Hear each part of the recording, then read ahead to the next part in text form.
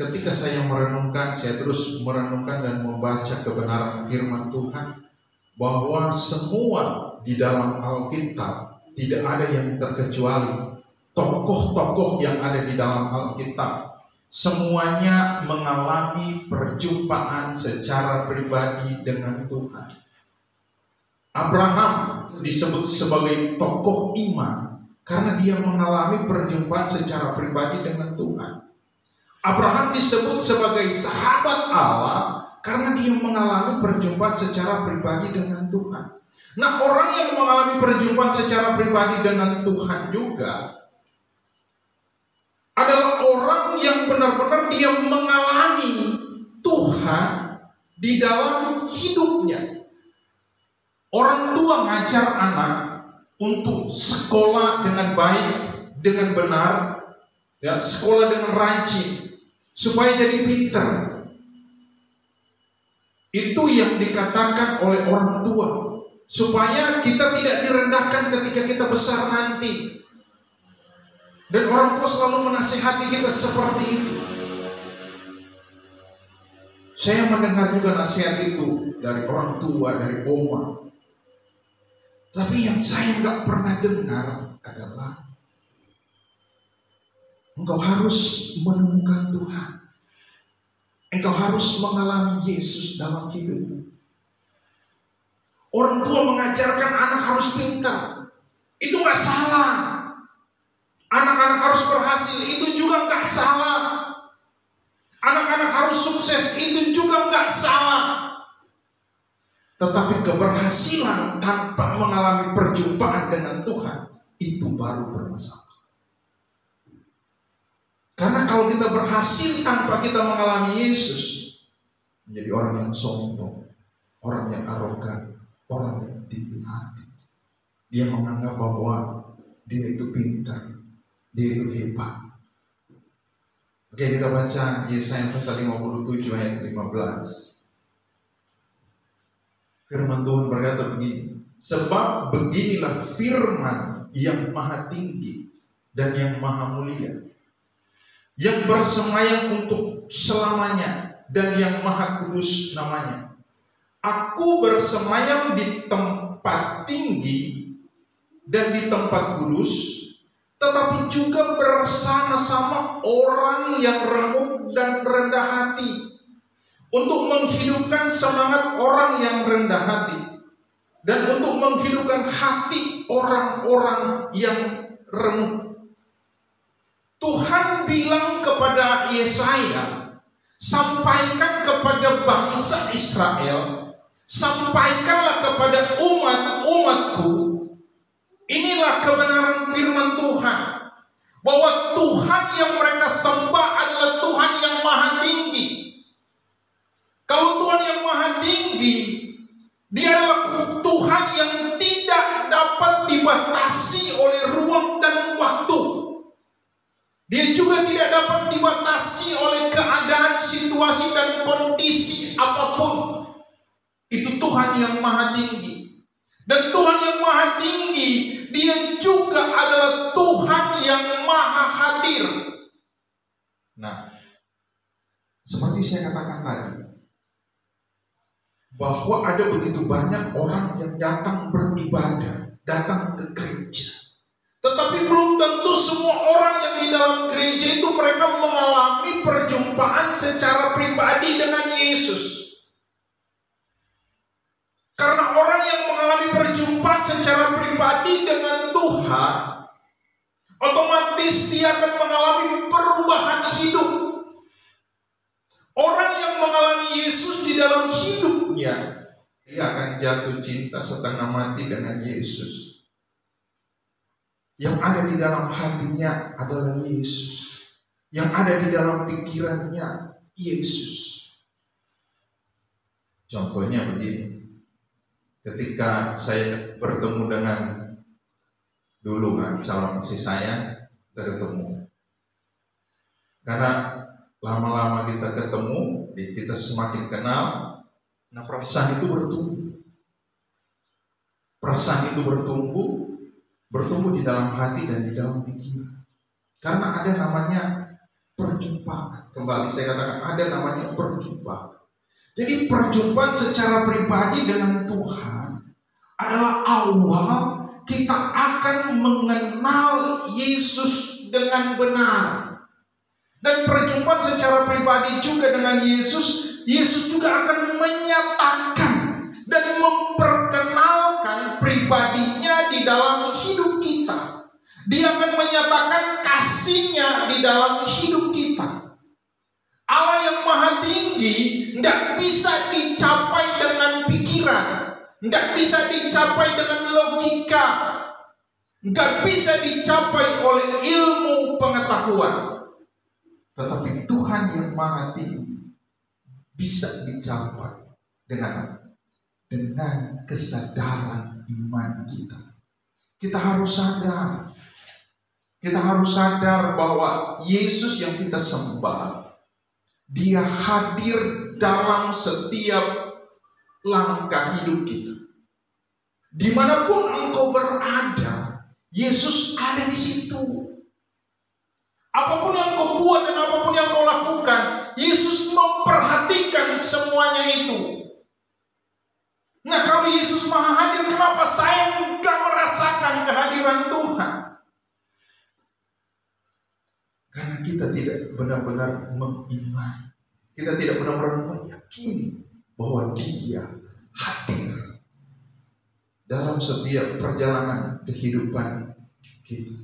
Gak usah ya, kalian, saya sebagai seorang hamba Tuhan yang dipakai oleh Tuhan, dan saya pelayanan sampai di kepulauan, di pedesaan terpencil. Saya pernah meragukan Tuhan saya. Saya pernah meragukan tentang Yesus saya. Saya juga pernah meragukan keselamatan yang Tuhan berikan kepada saya. Saya khotbah tentang keselamatan. Saya khotbah tentang pertobatan. Saya khotbah tentang banyak hal tentang Yesus. Tapi saya sendiri belum mengalami Dia secara pribadi. Nah, orang yang belum mengalami Yesus secara pribadi di dalam hidupnya, kalau dia orang Kristen, kalau dia namanya orang Kristen, orang yang belum mengalami perjumpaan secara pribadi dengan Tuhan, di sini saya catat begini: orang itu dia akan hidup di dalam kepalsuan. Contohnya orang yang hidup dalam kepalsuan adalah dia mengambil kebenaran firman Tuhan untuk menutupi kesalahannya, menutupi kebobrokannya, menutupi kekurangannya, dengan menggunakan firman Tuhan untuk menyerang orang, untuk membentengi diri sendiri. Dan orang yang hidup walaupun dia orang Kristen, orang yang hidup belum mengalami Tuhan, adalah orang Kristen yang hidup tanpa damai, tanpa ketenangan, ketenangan hati dan ketenangan jiwa. Dan orang Kristen juga yang belum mengalami Yesus secara pribadi, dia selalu akan merasakan hatinya itu hampa. Saya pernah merasakan, saya pernah alami itu. Tahun 2009 saya mengalami namanya sebuah degradasi iman, ya, degradasi rohani. Artinya rohani saya, iman saya itu mengalami krisis. Mengalami krisis, dan saya tahu saya selamat. Saya tahu. Tetapi hati ini gak damai. Kita punya tempat kan di Bogor, saya punya kantor di Jalan Cikini Raya. Dari Bogor ke Jakarta itu lumayan, naik kereta setiap hari. Saya datang pelayanan, tetapi dengan hati yang hampa, hati yang hambar, hati yang kering, hati yang tak penuh damai, selalu bersungut-sungut dan bertanya, apakah benar Tuhan ada? Apakah benar Yesus ada? Kalau Yesus ada, nyatakan dong kuasa, nyatakan kasih-Mu. Kita nuntut Yesus untuk menyatakan kasih-Nya. Ya saya nuntut itu dalam hidup saya. Tetapi yang saya rasakan itu semakin jauh. Dan saya mempersalahkan banyak hal. Mempersalahkan diri saya, mempersalahkan pelayanan, mempersalahkan Tuhan. Padahal sudah melayani. Jadi pendeta, apalagi jemaat, apalagi orang-orang yang di dalam gereja. Jadi betapa pentingnya kita mengalami perjumpaan secara pribadi dengan Yesus. Nah, orang juga walaupun dia orang Kristen yang belum mengalami perjumpaan secara pribadi dengan Yesus, walaupun dia setia ke gereja, satu kali kelak dia akan menyangkal iman, dia akan menyangkal Tuhan, dan dia akan menjual iman. Dia akan meninggalkan Yesusnya. Orang Kristen yang belum mengalami perjumpaan secara pribadi dengan Tuhan juga tidak memiliki tujuan hidup. Istilahnya begini, tujuan hidupnya hanya mengejar kekayaan. Tujuan hidupnya hanya mengejar popularitas. Tujuan hidupnya hanya mengejar untuk memuaskan keinginan matanya, keinginan telinganya, keinginan dagingnya. Nah, apa yang sudah kita dapat di luar Yesus? Sudahkah kita merasakan benar-benar kedamaian yang sejati di dalam jiwa kita? Sudahkah kita benar-benar merasakan ketenangan yang abadi di dalam hidup kita? Nah, kalau kita mengalami perjumpaan secara pribadi dengan Tuhan, yang akan pertama kita kali alami adalah kita merasakan ketenangan jiwa yang selama ini tidak dapat kita miliki. Ya.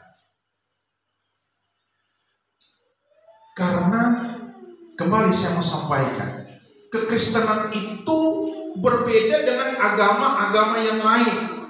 Karena kekristenan itu dia harus mengalami namanya perjumpaan secara pribadi dengan Yesus. Kalau di dalam Yesaya tadi dikatakan begini, sebab beginilah firman yang maha tinggi dan yang maha mulia. Selain dia maha tinggi, dia adalah maha mulia. Dia Tuhan yang sempurna. Dia Tuhan yang kudus. Dia Tuhan yang suci. Dia Tuhan yang ajaib. Dan dia Tuhan yang hebat, yang bersemayam untuk selama-lamanya, dan yang maha kudus. Dia kudus, kita berdosa. Dia maha mulia, kita hina. Dia maha tinggi, kita rendah. Tetapi firman Tuhan itu dahsyat.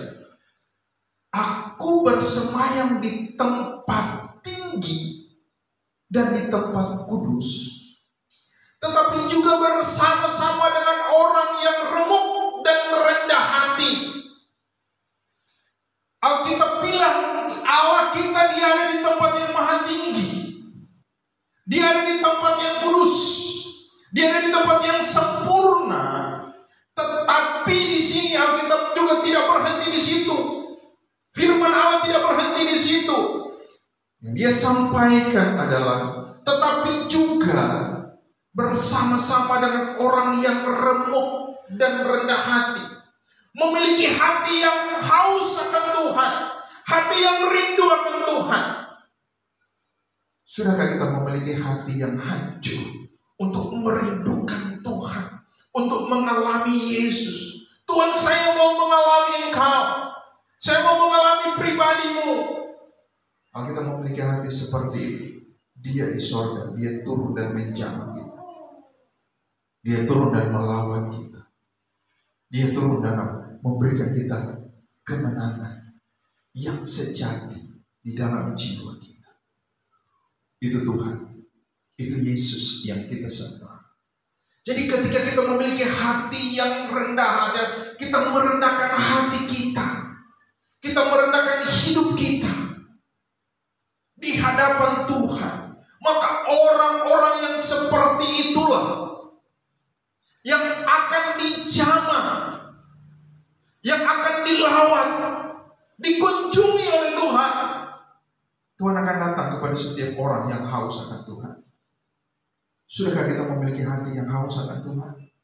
Sudahkah kita memiliki hati yang rindu akan Tuhan? Sudahkah kita memiliki hati yang benar-benar, Tuhan, saya rindu Engkau, saya perlu Engkau, saya butuh Engkau.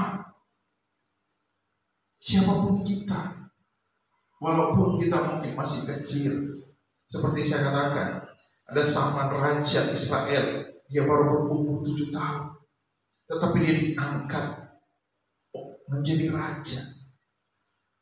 Jadi untuk menjadi seorang pemimpin di dalam Alkitab tidak dapat dibatasi oleh usia, oleh waktu.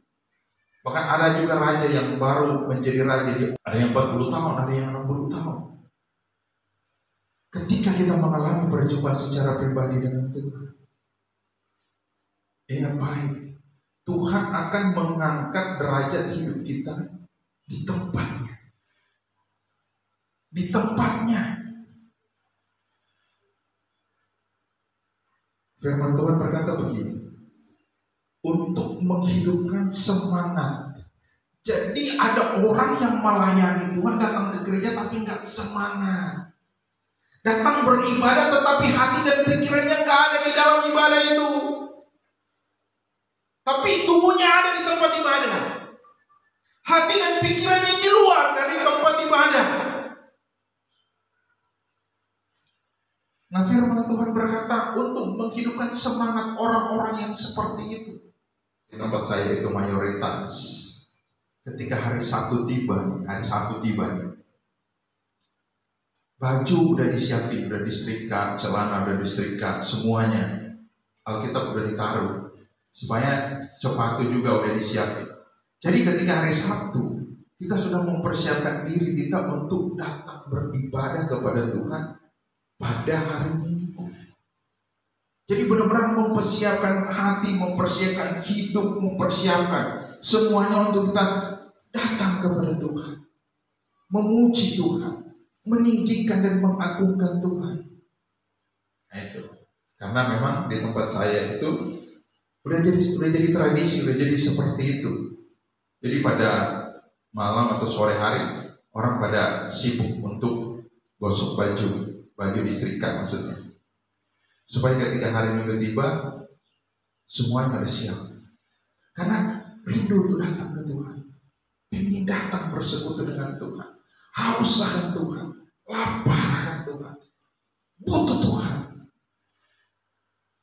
Nah, orang juga yang mengalami perjumpaan secara pribadi dengan Tuhan, orang itu adalah orang yang selalu haus dan lapar akan firman Tuhan. Sudahkah kita memiliki hati yang lapar akan firman Tuhan ini? Sudahkah engkau benar-benar membaca dan merenungkan firman Tuhan ini? Kalau kita bilang kita mengalami perjumpaan secara pribadi dengan Tuhan, tapi kalau kita tidak lapar dan haus akan firman Tuhan ini,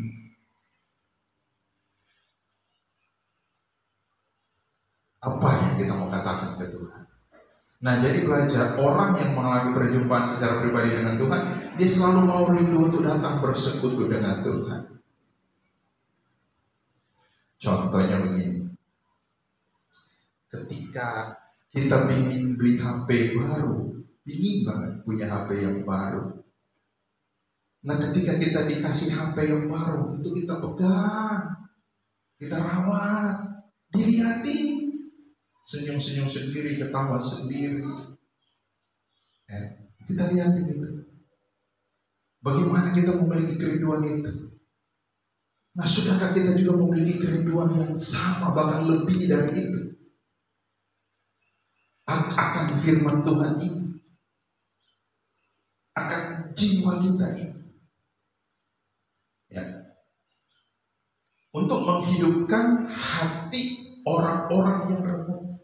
Jadi hanya Tuhan yang sanggup dan mampu untuk memulihkan semua hati yang hancur, hati yang remuk, keluarga yang hancur, rumah tangga yang hancur, pekerjaan yang hancur sekalipun sanggup dan mampu dipulihkan oleh Tuhan Yesus ketika kita mengalami perjumpaan secara pribadi dengan Tuhan.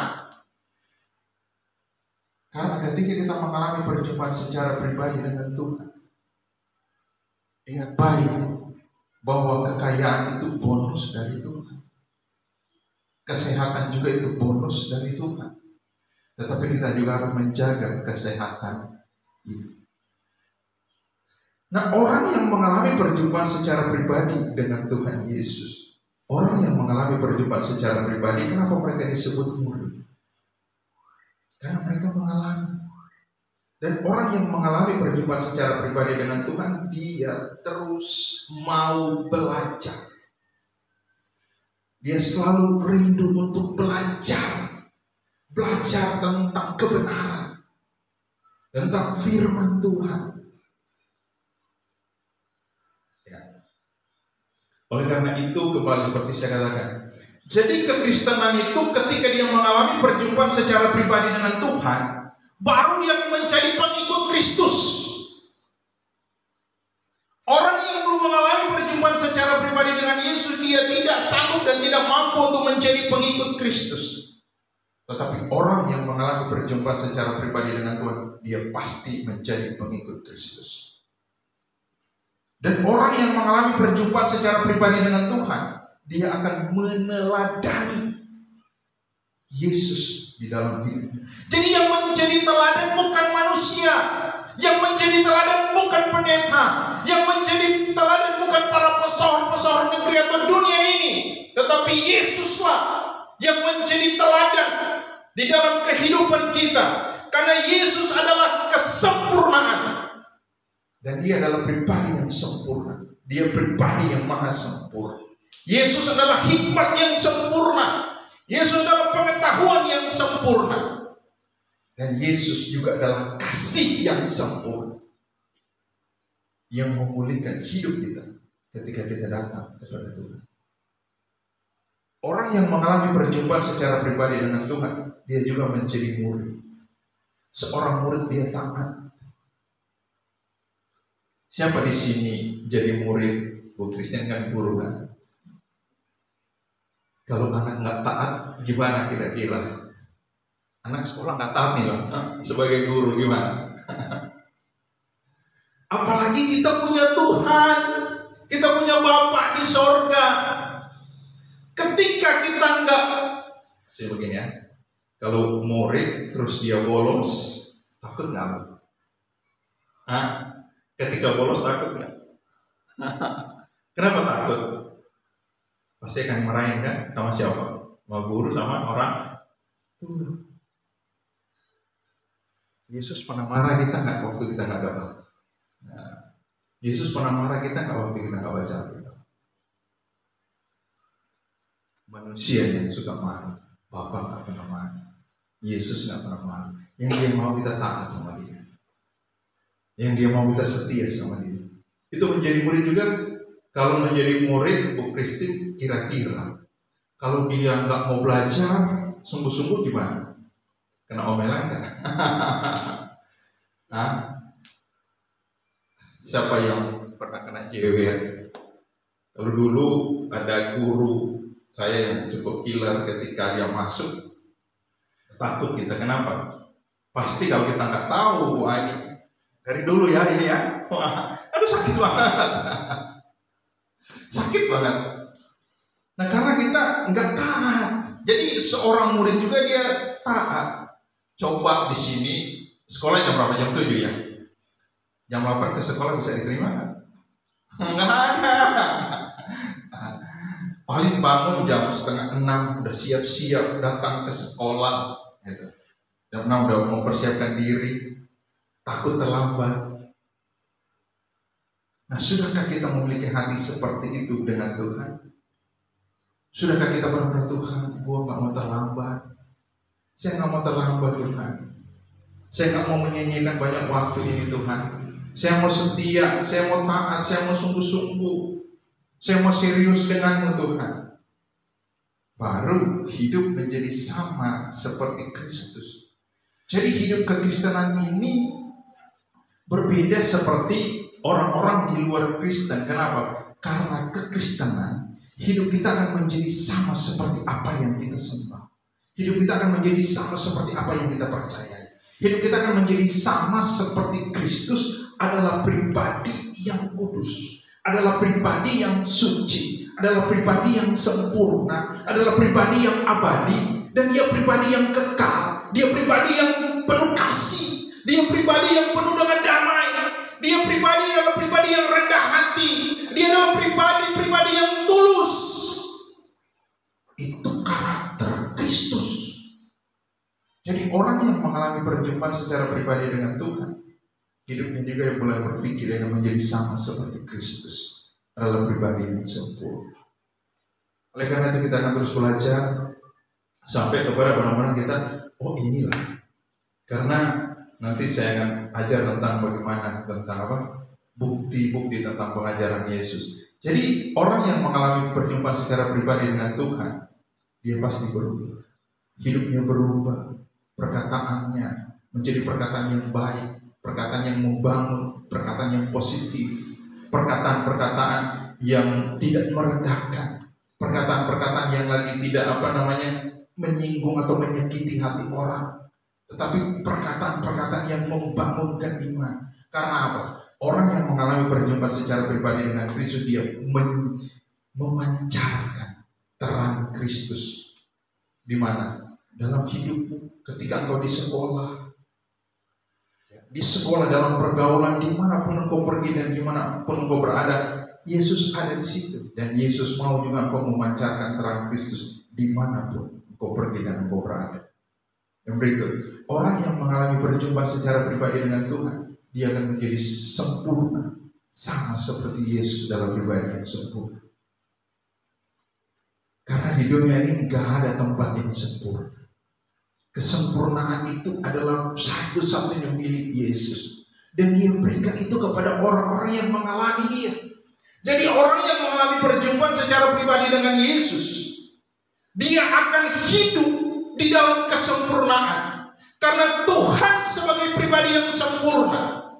Saya mau sampaikan begini, kita memang belum sempurna. Bukan kita tidak akan sempurna. Banyak orang bilang kita tidak akan sempurna, memang. Tetapi yang benar bagi saya, kita belum sempurna. Tapi suatu kali kelak kita akan menjadi sempurna, sama seperti Yesus dalam pribadi yang sempurna. Kenapa kita akan jadi sempurna? Karena ketika kita mengalami perjumpaan secara pribadi dengan Yesus, maka dia memberikan kepada kita rohnya yang sempurna itu. Jadi Tuhan taruh roh yang sempurna di dalam hidup kita, di dalam pribadi kita, di dalam hati kita, untuk memimpin kita berjalan di dalam kesempurnaan.